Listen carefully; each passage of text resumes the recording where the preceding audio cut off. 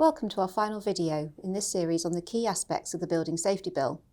I'm Alex Gower, and today I'm joined by Matt Kyle from our Health and Safety team.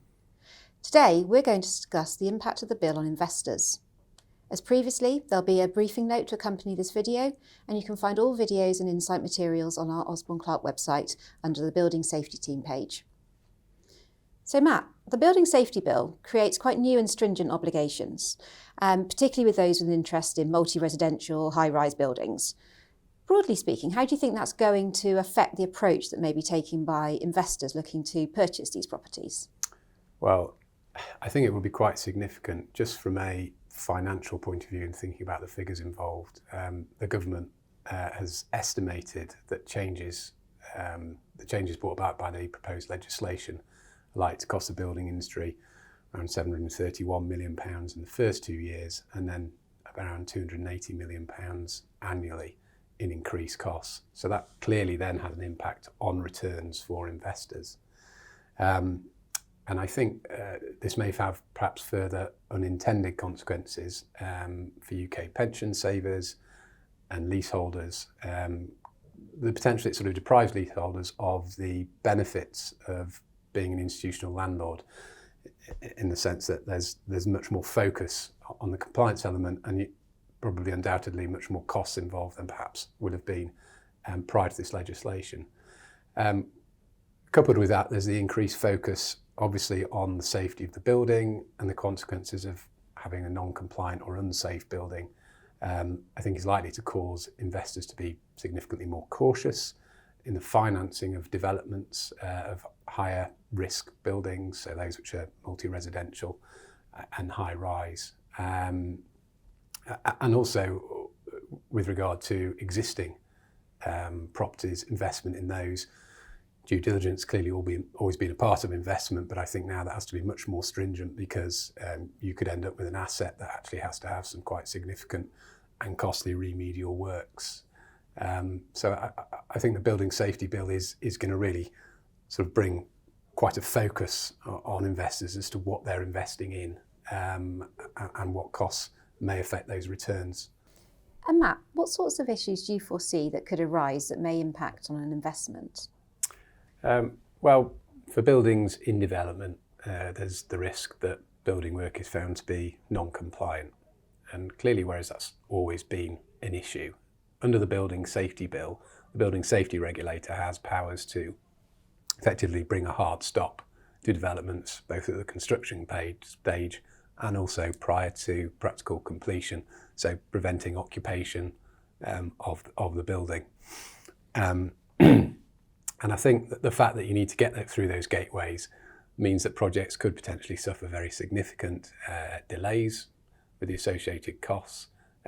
This is going to affect the investment returns, and where the project involves debt finance, for instance, there's going to be a knock-on in the timing for that and the repayments of the loan. The Building Safety Bill also extends the limitation period for Defective Premises Act claims to 15 years, which will apply retrospectively, which is quite unusual. So on the basis that we think the Building Safety Bill will come into effect late sort of next year, so 2022, that means that liabilities for defective premises stretching right back to 2007 are potentially still in scope. So the effect of having perhaps a significant portfolio or even just a historic involvement in a lot of properties and a potential for numerous claims could mean, particularly where certain developers or other contractors have since become insolvent as a result of historic claims or simply over time are no longer trading. I think it does mean that potentially investors and lenders then become more exposed than they might otherwise have been. And Matt, reputation is really important for a lot of investors. Do you think the changes with the Building Safety Bill are going to have an impact on their reputation? I do. It's quite interesting, really, because the Building Safety Bill itself is all about requiring greater transparency and more information for residents. So being clear about what constitute building safety charges, having to establish a residents committee, they're important factors in this. Further overarching that is a new homes ombudsman. So there are new statutory avenues for residents to obtain information and voice concerns. I think the sort of collective force of that, if you like, will inevitably lead to more information being readily accessible. And in short, I think for those with an interest in property, they're likely to be perhaps referenced, so all the way up the chain, so perhaps including investors, and they're much more likely to become a news story, particularly, fortunately, if it's a bad news story and there's a safety issue or some non-compliance. So I think whereas previously ultimate freehold investors could have been slightly hidden, the ramifications of the Building Safety Bill is that it's likely to make them much more visible and then so more accountable. I think as firms grapple with understanding the impacts of their activities on an ESG footing, being linked clearly to a potentially unsafe asset or a contravention of legislation becomes particularly impactful. As it's currently drafted, the main obligations under the Building Safety Bill are reserved for the higher risk buildings. There's a lot of talk about the 18 metre plus. Do you think there should be a concern for those multi-residential buildings that aren't currently classed as high risk, or due to their height aren't currently within the scope? I do. I mean, as discussed in some of our previous videos, it's expected that the category of buildings that are defined as high risk, that scope I think will be expanded, if not as this bill passes through the committee stage, perhaps within 12 to 18 months of it becoming law. It's certainly set up for that to be done. It's a very easy process for the Secretary of State to amend it in that way. However, I think given the raising of standards and certainly the sort of raising of resident expectation as well, and I think that's right. I think residents will want to understand that their building is safe, and I think that risk remains high even with a building below 18 metres.